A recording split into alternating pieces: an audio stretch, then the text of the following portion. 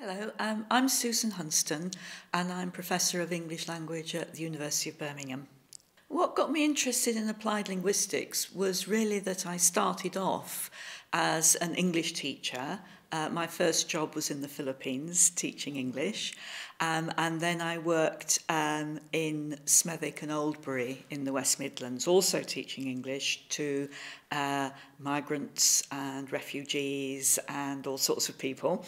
And I got very interested. My real interest was in language and what language was like and what English was like. So first of all, I got interested in discourse because I found it difficult to explain to students why something should be written in the way it was or why something was wrong or something like that. So I first of all did a master's by research on discourse, and then that really led me into more of an interest in the structure of language and what language was like, and away really from an interest in teaching it as such, and I wanted to develop the research side of my life. So I then moved into university education in Singapore and then in Britain. I did a PhD. And then I was introduced to corpora and concordance lines, and I fell in love with concordance lines. And when I saw what you could see about the way that language is patterned and the fascinating things you see through that medium that you don't see through anything else, and that was when I really got interested in that side of language. So that's a long way round of saying how I came into applied linguistics. Yes, I think for other language teachers, I've always thought there were at least three aspects of language teaching. There's how you teach and the way you structure a syllabus and what you do in the classroom. There's how learners learn, and of course there's a huge area of research on how that happens, how this magical event happens. But then there's also the what is the subject like? What we're teaching a skill, we're teaching about an area of knowledge, and it's that third thing, the what is the language like, that's the one that's always fascinated me, and I think fascinates a lot of teachers as well.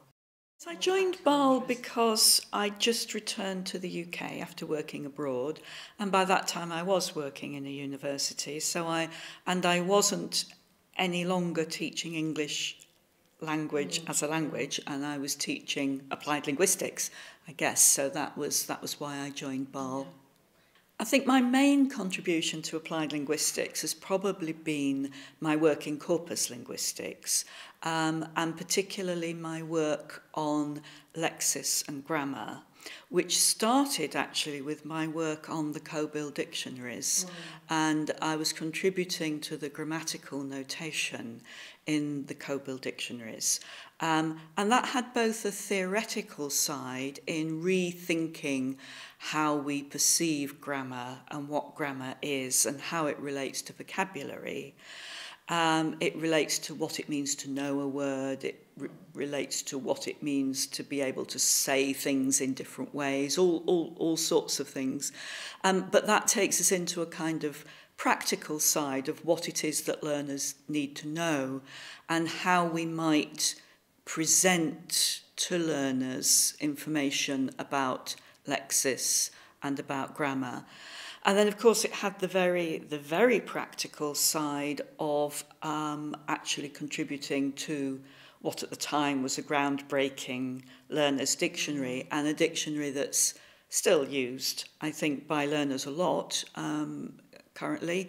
And I think also that approach to how you describe grammar in dictionaries has influenced other dictionaries as well.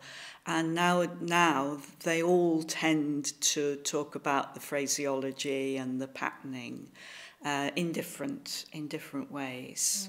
If I could add also about the pattern grammar, a lot of that work is now being put online, and we expect very soon to have the inventory of patterns and the words associated them to be available online. We've been working very hard on that with co-build Collins dictionaries.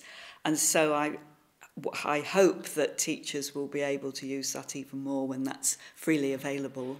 If people are interested in my work, I think a book I wrote in 2002 called Corpora in Applied Linguistics is actually, people seem to find it fairly accessible, fairly easy to read.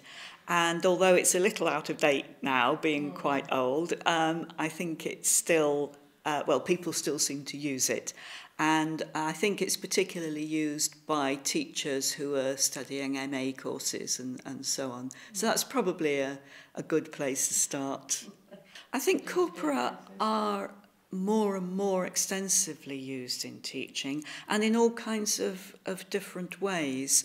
I think nowadays it's very easy for anybody with no computer skills whatsoever to access corpora, ready-made corpora through various free online resources.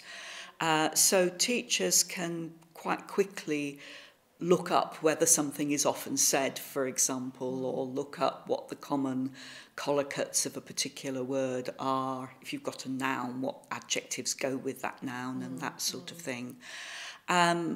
Teachers and students increasingly build their own corpora. And I think there's a lot of interesting work that deserves to be well known and copied, I think, where students doing English for academic purposes who are not students of English as such, but they're learning English as an adjunct to the other things they're doing, they can build corpora that are very precise to their own needs. And a former colleague of mine, Maggie Charles, has done a lot of work on this. And then finally, of course, there is students using corpora themselves and accessing, so learners, even at fairly low levels of proficiency and experience, accessing corpora themselves and finding these things out for themselves.